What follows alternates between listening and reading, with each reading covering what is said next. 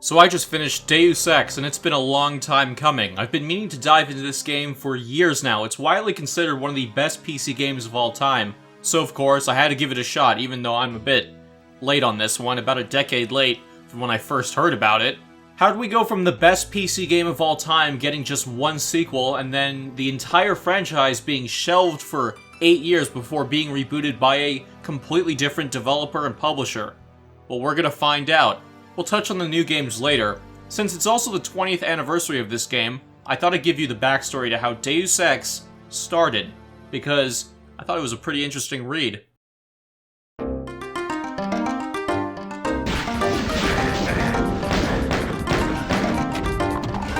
So it's 1993. John Romero and John Carmack of id Software, along with a crew of 8 or so, had just shown the world Doom.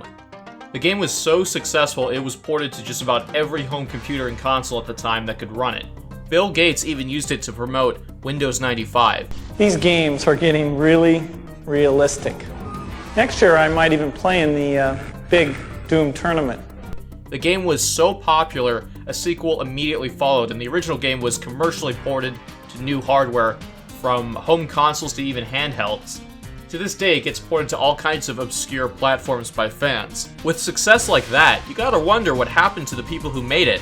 Well, after finding success again with Quake and Doom 2, John Romero, the creative mind behind them and the original Doom, would break away from John Carmack and id Software in what was the video game equivalent of the Beatles splitting up. John Romero was an ideas guy, a visionary, whereas Carmack was the hands-on programmer. A flattering comparison would be Steve Jobs to Steve Wozniak. John Romero did do his share of work for Doom, but he got a bit complacent in the company. So much so that Carmack actually bugged Romero's work computer to log how much work he was doing day to day, if any. So after leaving id Software, or more so being told to leave, Romero looked into creating his own company and securing funding from a publisher. That publisher would be Eidos Interactive. Romero wanted to make games that were as free from publisher control as possible, to make the games he wanted to make. So he founded his development studio on that premise, Ion Storm. He brought on some of the guys from Looking Glass Studios, same studio that worked on System Shock 2 and Thief 1 and 2. Great games with a talented bunch of people making them. And he brought on their main man, Warren Spector, a guy who also had a vision for making new, interesting games. One vision of a game was about an ex-cop in a dystopian future. The idea was continually shot down by EA Games, the publisher that backed Looking Glass at the time. John Romero grabbed Spector for his newly formed company.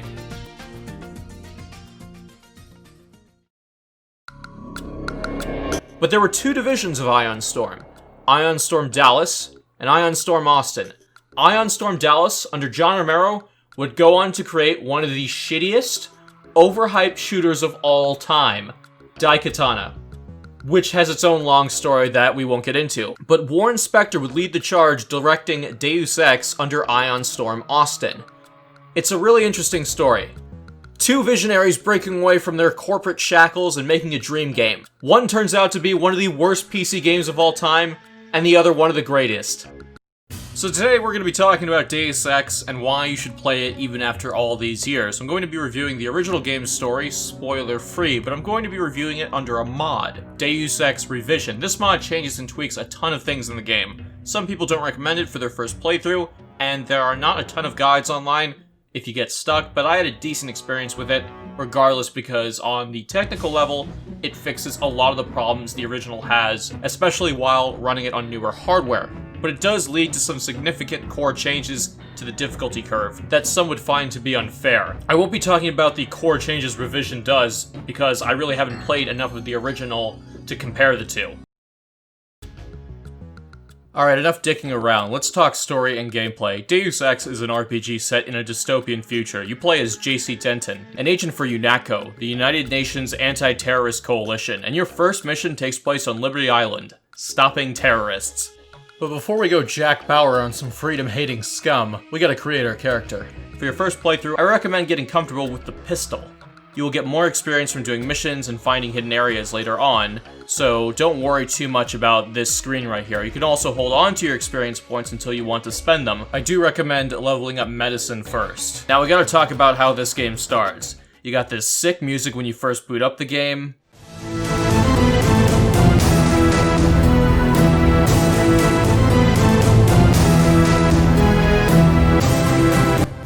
and even more of it when you enter the first level.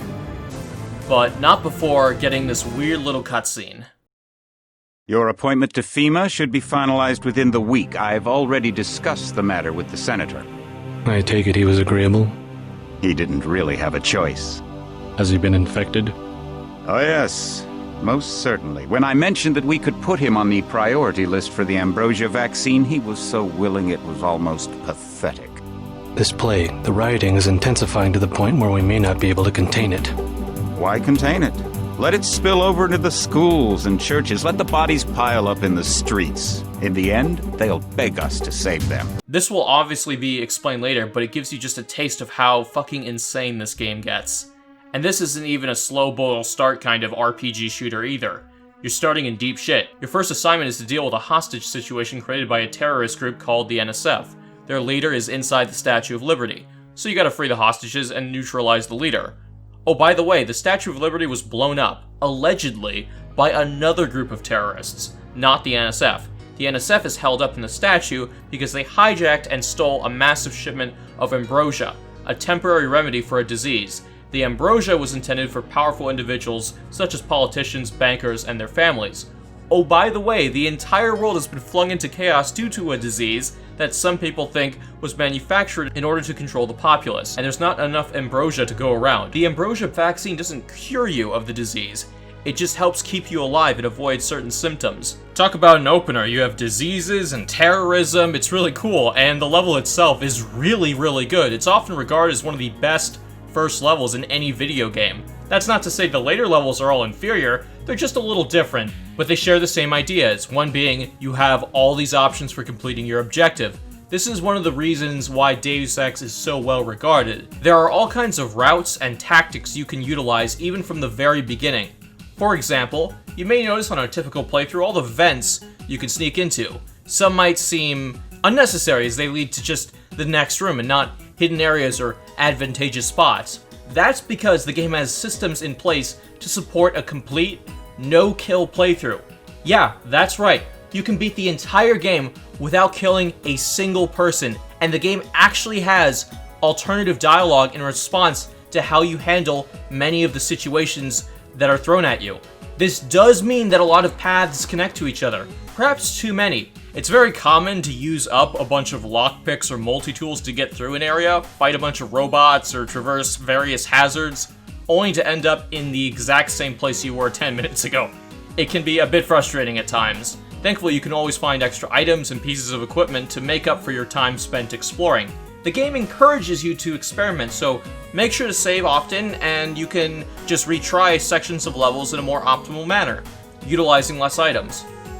Also, save anyway, because you're going to die a lot. Thankfully, you have a variety of tools to help you throughout the game, and not just missile launchers, sniper rifles, shotguns, cattle prods, dart guns, weapon mods, and grenades, but also body augmentations.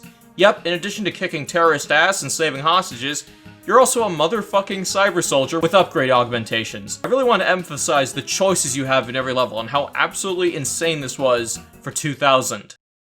Alright, so here's a typical setup in a level for Deus Ex. I got into this elevator and found this special alternative floor to get access to the area I need to get to. There are other ways to get to where I need to go, but I happen to be taking this route.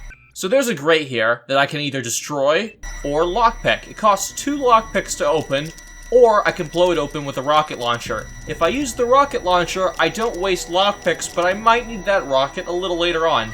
Plus, if the area has guards, which I can tell it does because there's a laser grid behind that grate, they will hear that explosion. Alright, let's peek around this corner.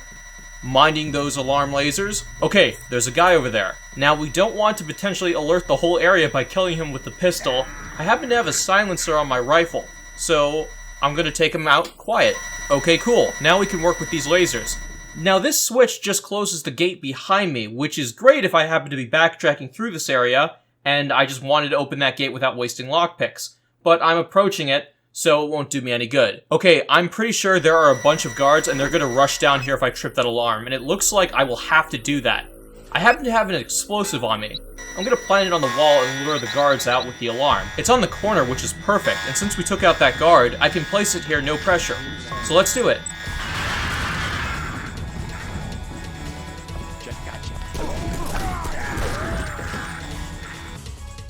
So by using 2 lockpicks, 1 lamb, a few shells, and 1 sniper bullet, I took out 4 guards, got some gear, and the top floor is clear. Sounds like a lot of items, but if they all moved down the stairs at once, I wouldn't have been able to deal with them, without potentially burning a lot more ammo and items.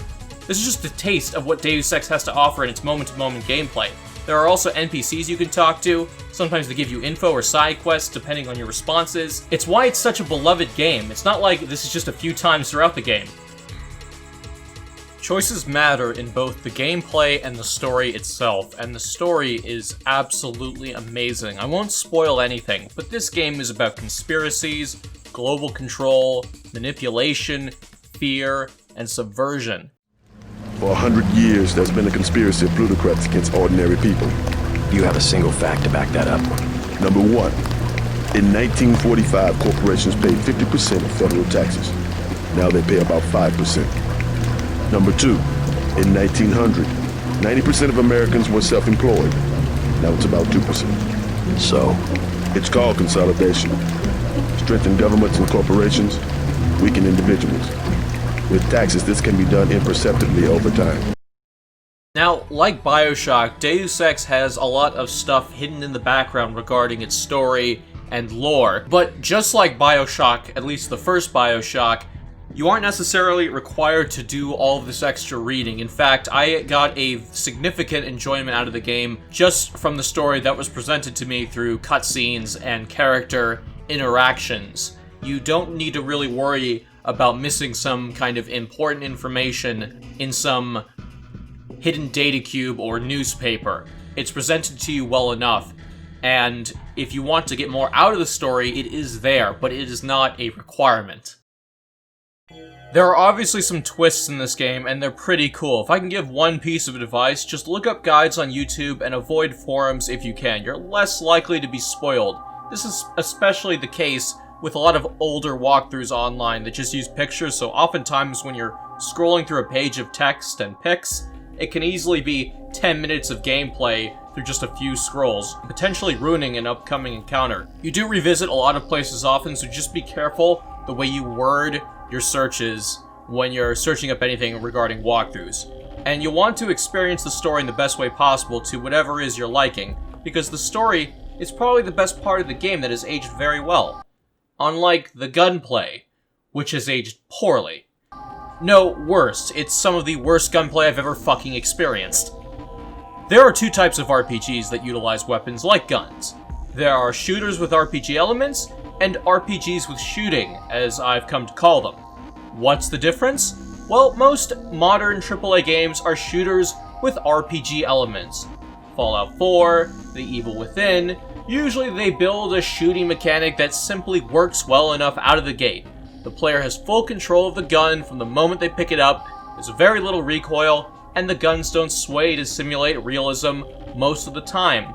Game designers want the shooting to feel very accessible and fun out of the gate. It varies from game to game, but you get the idea. The gun is as good as you, the player, is at using it. The problem is that you're too good with it by default, so there's no incentive to really upgrade and improve it outside of just killing some enemies faster in a lot of games. There's no necessity, and there's no genuine sense of progression either, because the game just becomes easier. They have to scale back the potential cool abilities you could have access to balance everything. Now, RPGs with shooting, that's a different story. Every gun you pick up will feel clunky and awkward unless you've leveled up in it. Because you're a level 1 character in an RPG. You start off with minimal weapon skills, so your shots aren't going to be accurate. So forget running and gunning early on in Deus Ex. You're going to be crouching, waiting for the crosshair to center for a headshot, and fire. Being a less accessible RPG, you also have limited resources like health and ammo packs, so don't fire blindly. Now, to the game's credit, you are at least an agent. You do start off with an upgraded gun skill that you can downgrade in an effort to reallocate the skill points to something else. So if you don't like being extra skilled at a pistol at the start, you can be extra skilled at a sniper rifle or something else. Now, this all does still sound kind of manageable, but most other shooter RPGs are, you know, fun. The actual shooting mechanics are so underwhelming that at some points you will seriously consider dropping the game, because of how bad they are. At least that's what I got out of playing the vanilla game a bit and playing the whole game with the revision mod, which actually makes the AI apparently more insufferable to deal with due to their reaction timing of how they aim and fire at you. Meaning they pretty much turn and hit you with pinpoint accuracy. There's also more elite enemies in certain areas later on in the game. With that being said, Deus Ex is at its lowest when nothing is really going on in the story. When you're in the later stretches of a level that has outstayed its welcome. Even though a lot of the levels are still great, and that's its key selling points, that the environments are awesome, you do get sick of just trying to figure out where you're going sometimes and getting killed and having to reload saves over and over again. The guns just feel like pea shooters for the most part. They have so much sway to them that they're impossible to control at times unless you heavily upgrade them, and even then, it still takes ages for your crosshair to line up and fire at a target. It's just not very satisfying to shoot things in this game. Now, I will say that unlike KOTOR 2, if you've seen my video on that, Knights of the Old Republic 2, there isn't really any point where I hated this game. I mean, yeah, some parts can be very frustrating or tedious. Just pay attention to your notes and what you're told in the game, and you'll know where to go. In fact, another good thing about the game is its sense of direction. This is one of those games that doesn't use waypoints, but gives you plenty of info to find your way to your objective. While some later levels can be a little bit more confusing, 80% of the time when I got stuck, I just looked over all the info I had in my inventory and I was able to find my way. You can take notes on the maps themselves, delete unimportant info from text logs, and there's even a search filter. And I gotta praise the game once again. That's really cool they let you have all this info that you can build on. It's such a nice middle ground because there are so many older games with such a piss-poor sense of direction, and navigation is just generally a nightmare. And it also counterbalances against newer games because those either hold your hand too much or they don't have the complexity to warrant advanced features like maps and note-taking. There are still some annoying parts in Deus Ex that could be explained or laid out better. There's an underground catacomb area later on in the game that feels like it had assets lifted from Thief. It doesn't even feel like I'm playing a futuristic dystopian RPG, it just clashes with the direction. There were tons of annoying parts like the hidden doors and the cramped corridors in this area too. I didn't downright hate it, but it wasn't very fun. There are a lot of quirks with this game, and knowing some of this stuff before playing is really useful to set your expectations. But ultimately, just go in with an open mind. It's a great story, and it has some really fun gameplay mixed in with some awful combat. Once you get used to the game's quirks, it gets a lot better and you start getting really good at it.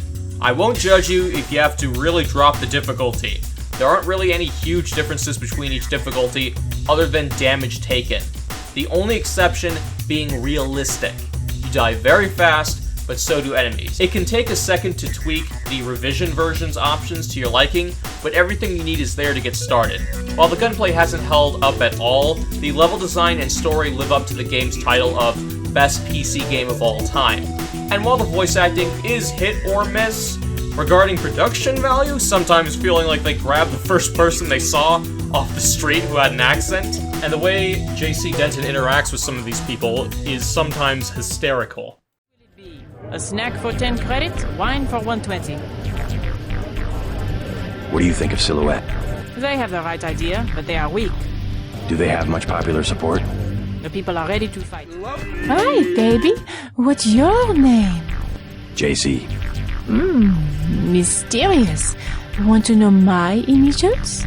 How about you tell me something about the people who come here? It's still very charming to listen to. Kinda reminds me of the original release of Metal Gear Solid, which makes it fine in my book. I really enjoyed my time spent with Deus Ex. I can totally see why people come back to it for several more playthroughs. There's so much stuff I missed on my first run, I'm probably going to play it again without mods sometime down the line, but after I replay and finish the new games. So yeah, those games.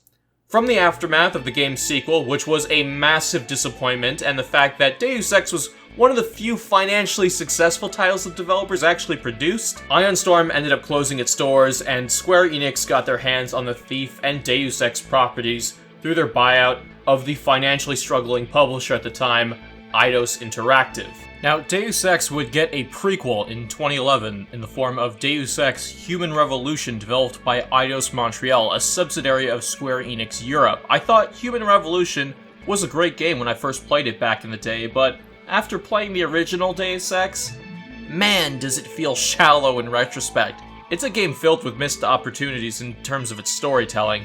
I wouldn't say it's more consistent or even polished than OG Deus Ex because that game was still fine throughout its entirety. Deus Ex HR, I think, comes off as having a more premium feel in a way, but without the talent and passion to make it really stand out.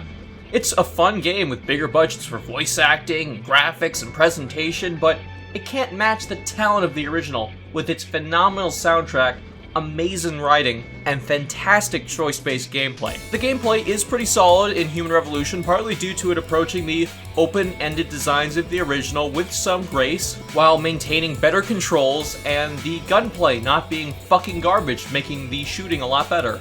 But that's not hard to do, because, again, the original was dog shit in terms of shooting. They're both very different, even though they seem to set out to do the same thing. The original game, in my opinion, accomplished its vision in a much more intelligent and interesting way, and that's something to note here. The first Deus Ex never felt like it was made on a factory line to meet some financial goal from its publisher. It was made by visionaries who wanted to be free of creative restrictions, and for once, it panned out well. Now, as for playing the first game nowadays, there's GMDX, which is Give Me Deus Ex, there's Deus Ex Revision, and then there's the DirectX 10 mod that basically fixes everything up to modern standards without changing too much of the core experience. I'm going to leave a link in the description to a fully fledged video on all of the versions of Deus Ex, so you can make a definitive pick on which version you want to play. I do recommend the Revision mod, of course, or playing the original if you can stomach through some of the technical problems. There were plans for an actual Deus Ex 3 at one point, kind of like how Fallout 3 was going to be like the original two games before going through tons of revisions. There was even a game that started as Deus Ex 3 and got turned into something else somewhere in the development process. Also, if anyone happens to ask, I put Human Revolution and Mankind Divided leaning closer to the RPG with shooting rather than a shooter with RPG elements. While the guns are easier to handle from the get-go, that doesn't mean it's the primary focus because you have limited supplies of ammo and items at your disposal. That makes the game less of a shooter and more of an RPG, just a very accessible one. While Human Revolution, in my opinion, did pan out fairly well as a modernized Deus Ex, and it did sell well, the mishandling of its first major sequel, Mankind Divided, destroyed the franchise through terrible publisher practices such as the augment your pre-order controversy, and of course the carving up of game content to sell it as DLC, especially for the ending, which is considered by many to be unfinished to say the least. And let's not forget about Deus Ex The Fall, which was laughed out of the fucking building when it was announced exclusively for iPad as a fully interactive, fully featured Deus Ex game. How about no? Ugh. Not to mention the fact that when it did finally come to PC, it was one of the shittiest mobile ports of that year. With all the damage done, we may never see another good Deus Ex game for another 8 fucking years. A sad end to a story, but it's one that started with high hopes, success, an early suicide, a resurrection, a kick in the balls, and then one final shaky farewell.